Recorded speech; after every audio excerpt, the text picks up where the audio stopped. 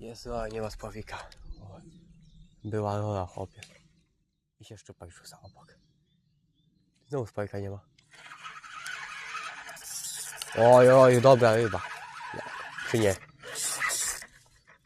O, okoń, ale duży, kurna. Ale okoń piękny. Ale piękny okoń.